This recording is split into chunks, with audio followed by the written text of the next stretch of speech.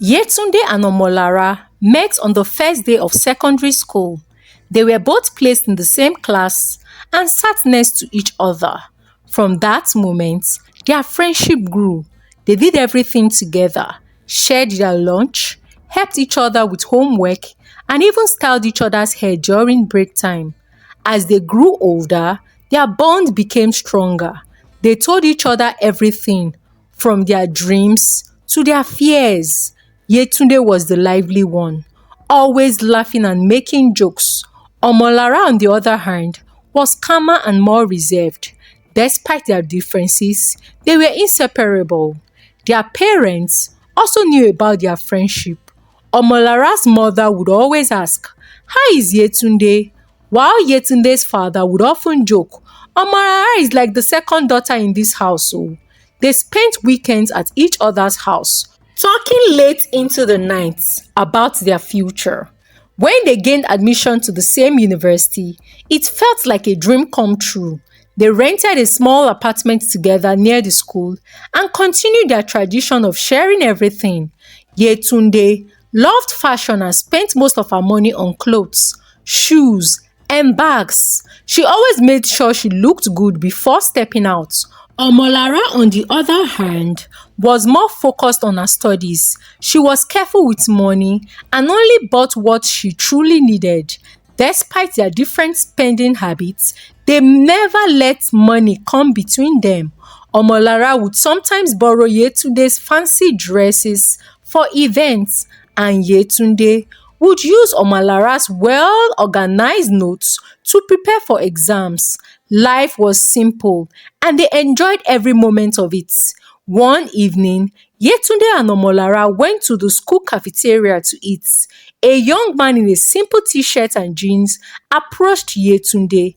"Excuse me, I think I know you," he said with a smile. Yetunde looked at him and frowned. "I don't think so." He laughed. "I am Frank." Frank was good looking and had a way with words. Yetunde found herself smiling as they talked. By the time they finished eating, Yetunde had given Frank her number. Later that night, Yetunde gushed about Frank to Omolara. "He's so handsome and intelligent," she said dreamingly. Omolara chuckled. "That's nice, but do you know anything about him?" Yetunde waved her hands dismissively.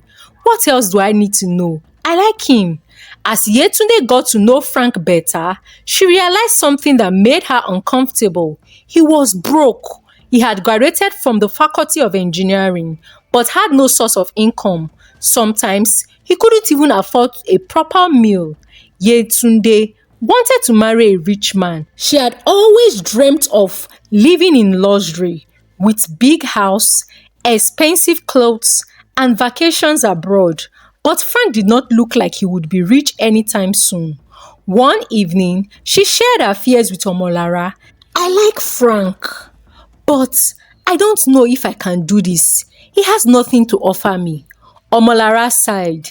"Yetunde, Frank has prospects and a bright future. You just have to be patient." Yetunde was not convinced, but she decided to give Frank a chance. After graduating from the university, Omolara was not too concerned about relationship.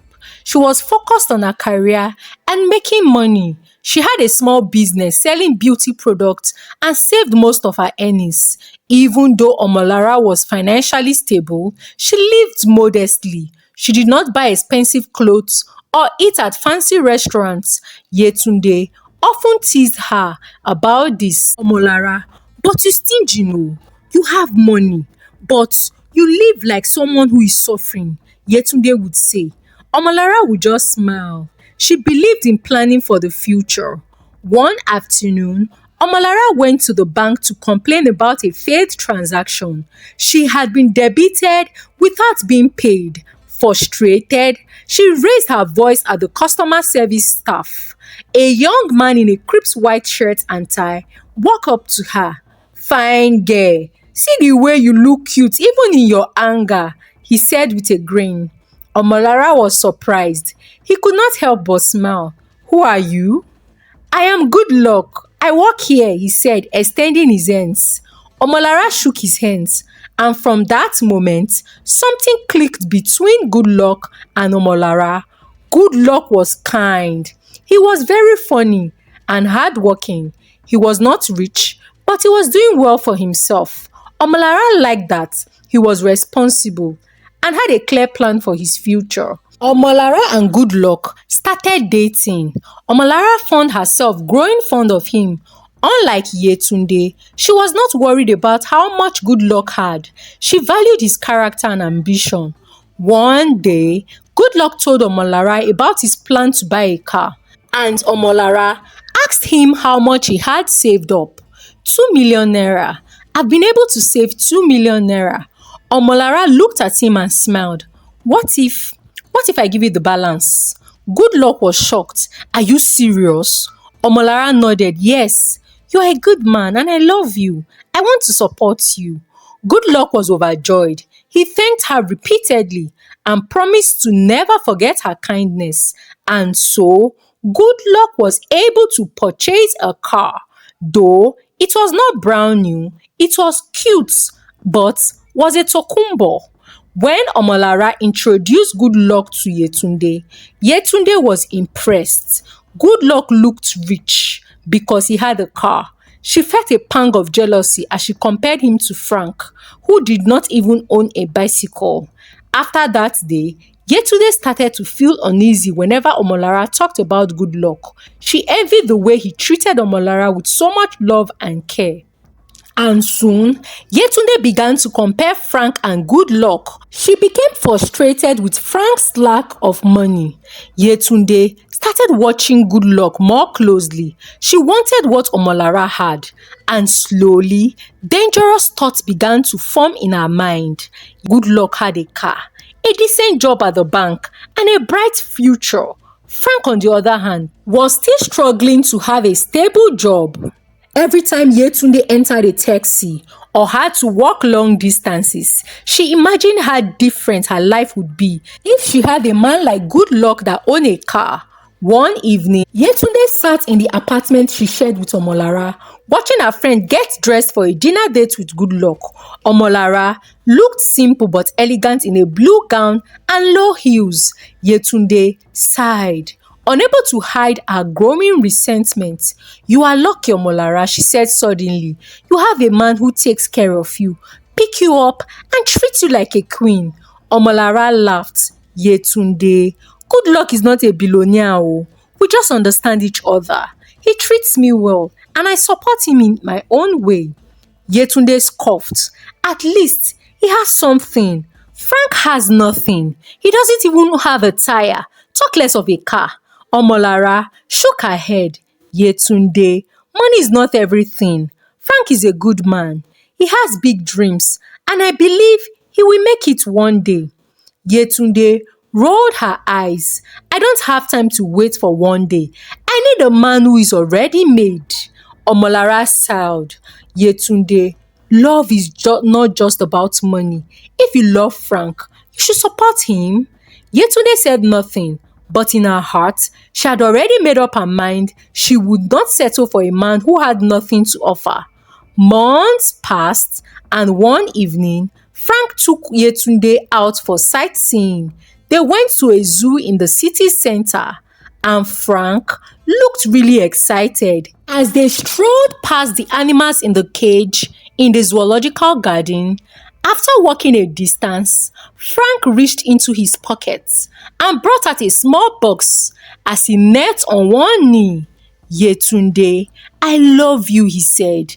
I know I don't have much now, but I promise to work hard and give you a good life. Will you marry me? Yetunde stared at the small silver ring in his hands. It was not diamond. It was not gold. It was just a simple ring that showed how little Frank could afford. She felt anger rise in her chest. She slowly pushed the box away. Frank, I can't marry you. Oh. Frank looked shocked. Yetunde, but why? Because you have nothing. You don't even have a car.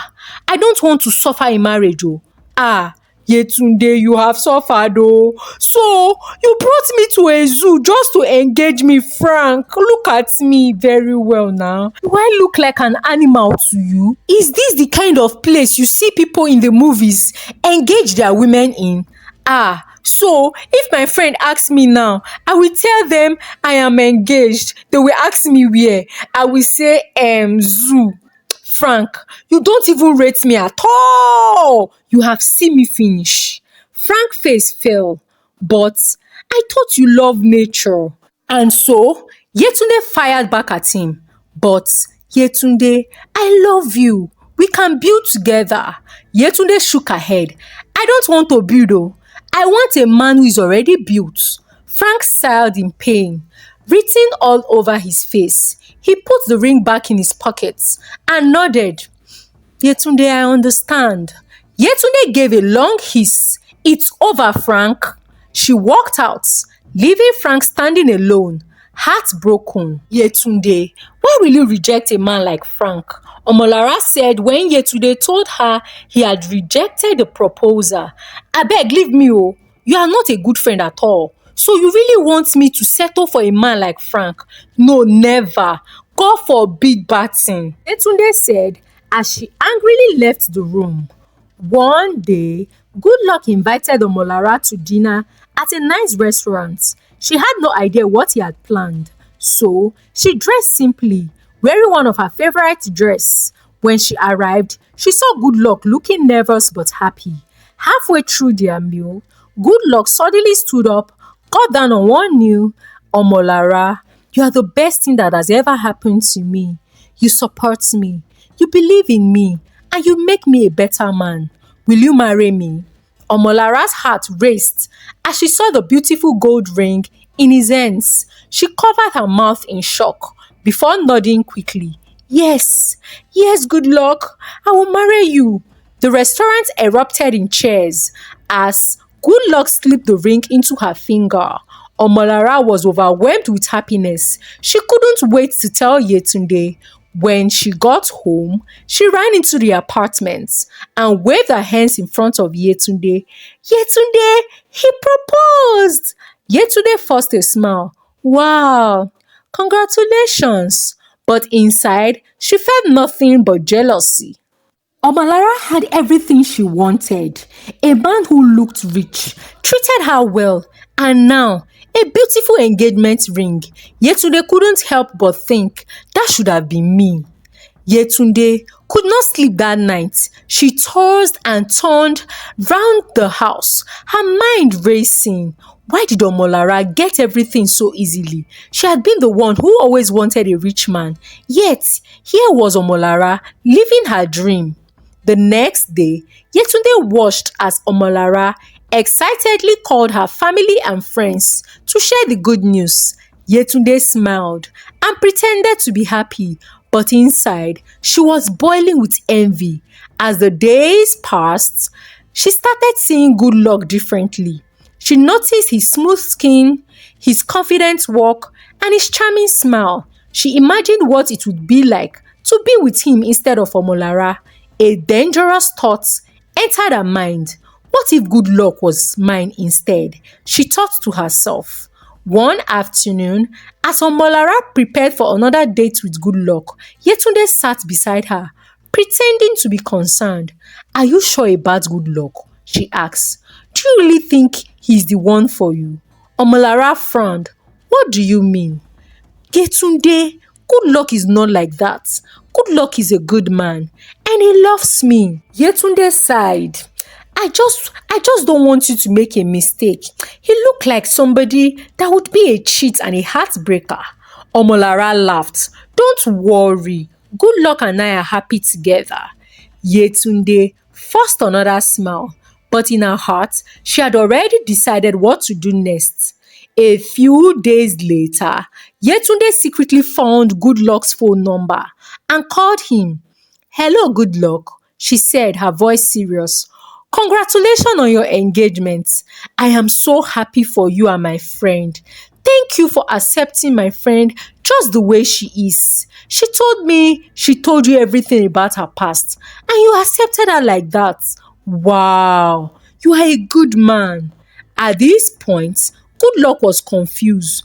Past? What about her past? Yetunde took a deep breath. She used to be a prostitute, and she said you are aware. Goodluck went silent and then managed to say, "Prostitute? Yes now. She sells herself for money to rich men. Wait oh, are you not aware? She told me she told you now." Goodluck's voice became sharp. "Yetunde, what are you saying?" Yetunde sighed dramatically. "I don't want to say much oh. I am happy you accepted her for who she is." Goodluck was silent. Yetunde continued. "Omolara has been sleeping with rich men for money oh." Goodluck's heart pounded in his chest. "That's not true." Yetunde sighed. "I thought you knew oh. I am sorry for telling you." After the call, Goodluck sat in deep thought. Yetunde's words kept playing in his mind. He remembered how Omolara had given him money without hesitation. Was there truth in what Yetunde said? Doubt started to creep into his heart. Goodluck's heart was heavy with confusion after Yetunde's revelation. He tried to push the thoughts away, but they kept creeping back. He had always believed Omolara was a hard-working woman, but how else could she have given him 3 million naira so easily? He started to recall times when Omolara had traveled for business and wondered if there was more to her success than she had told him. Omolara noticed Goodluck's change in behavior. He was no longer as cheerful as before, and he seemed distant. She asked if everything was alright, and he would always say, "I am fine," but she knew something was wrong. Omolara's heart broke a little more each day as Goodluck withdrew from her. He stopped calling her as often as he would call. He would either not pick up or sound uninterested whenever she called. When they met, his warmth was gone. Yetunde was always available to console Omolara. "I am sorry oh. I'm so sorry he dumped you. That guy is mean oh, and I've always known that," Yetunde would say while giving Omolara a shoulder to cry on. Meanwhile, Yetunde was satisfied with the damage she had caused. She noticed that Goodluck had stopped seeing Omolara. She took it as a sign that her plan was working. She started sending him messages, pretending to be concerned. "Goodluck, are you okay? I hope I didn't upset you with what I told you. I did not know you weren't aware of her secrets." Goodluck responded coldly at first, but Yetunde did not give up. She continued to be friendly, offering him words of encouragement. Slowly, Goodluck started to talk to her more. Omolara couldn't take it anymore. She visited Goodluck at his house one evening, determined to get an answer. When she walked in, he looked uncomfortable. "Goodluck, what is happening? Why are you avoiding me?" she asked, tears streaming down her face. Goodluck hesitated, then finally spoke. "Omolara, tell me the truth. Where did you get the 3 million naira you gave me?" Omolara was stunned. "What do you mean?" "Oh, you thought I wouldn't know?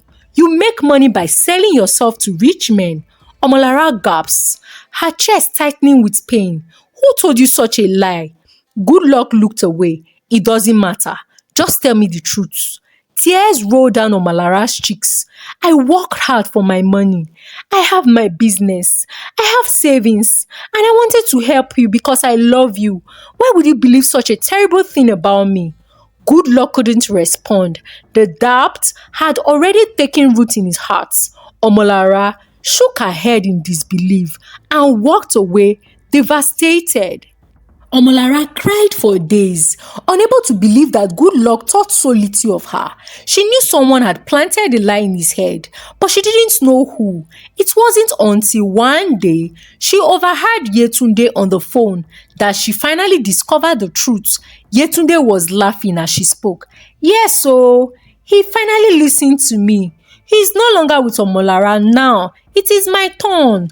Omolara felt rage and heartbreak mixed in her chest. She stormed into the room. "Yetunde, you did this?" Yetunde looked startled but quickly recovered.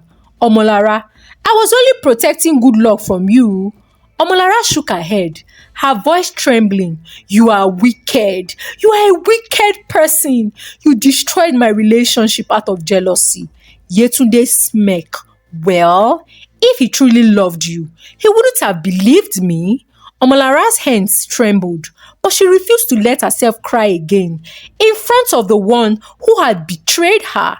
Instead, she picked up her bag and walked out. She couldn't live with someone who had betrayed her so cruelly, someone she had come to love, to trust, and saw like her own sister. With Omolara out of the picture, Yetunde wasted no time in getting closer to Goodluck. She played the role of a supportive friend, always being available when he needed someone to talk to. Slowly, she began to flirt with him. Goodluck, still heartbroken over Omolara, didn't resist. Yetunde and Goodluck started dating, and Yetunde wasted no time in parading Goodluck around, showing off his car and pretending they were the perfect couple. But something didn't feel right. Goodluck was not as happy as she had imagined he would be. He smiled less, spoke less, and seemed distant even when they were together. But Yetunde didn't mind. He wanted him by all means. And soon, she got pregnant for Goodluck. Goodluck had no choice but to marry her, as he did not want to raise a child outside wedlock. After their wedding, Yetunde began to notice things she had ignored before. Goodluck was not as rich as she had thought. Yes, he worked in a bank, but he was only a security officer, not a top manager that she had imagined. He lived in a modest apartment, not a mansion. And worse, he was not as generous as Frank had been. Reality started to hit Yetunde hard. She had left Frank because he was broke, only to end up with someone who was not much better. That was when she knew Omolara had contributed to him owning a car. Goodluck and Yetunde's relationship quickly turned sour. Yetunde, realizing that she was not getting what she had expected and hoped for, started nagging him about money, complaining that he wasn't treating her the way he treated Omolara. "You don't buy me gifts like you used to buy for Omolara," she snapped one evening. Goodluck frowned. "Omolara never asked me for anything. She supported me both emotionally and financially. Reason why I reciprocated by buying gifts for her." Yetunde scoffed. "So now you are comparing me to her, right? Goodluck, you have done nothing but bring bad luck to my life," she hissed as she banged the door behind her. Their fights became frequent. What had once seemed like a perfect relationship was now filled with arguments and resentments. One afternoon, Yetunde ran into Frank by chance. He was looking good and he had a confident smile on his face. They exchanged greetings, and Yetunde couldn't help but ask, "How have you been?" Frank smiled. "I've been doing well.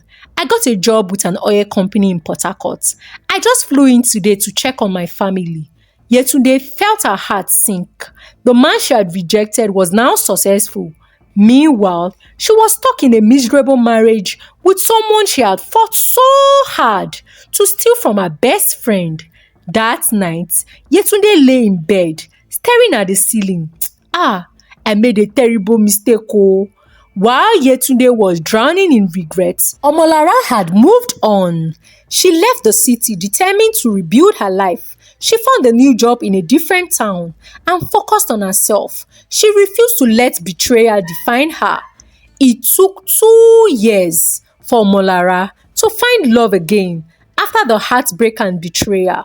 But she was glad that she never got married to Goodluck. He was not worth it and did not deserve a woman like her. Omolara got married to Dr. Bolu Adeniyi, the best neurosurgeon in the whole of Africa. He loved Omolara and literally worshipped the ground she walked on. Thank you for watching and listening to this story. I hope you enjoyed watching. Let us know in the comment section the valuable lessons you have learned from this story as we interact. Like this video please and share out this video to your loved ones. Subscribe to this channel if you're not already subscribed. Until I come your way again with another story, For now, from me, it is bye.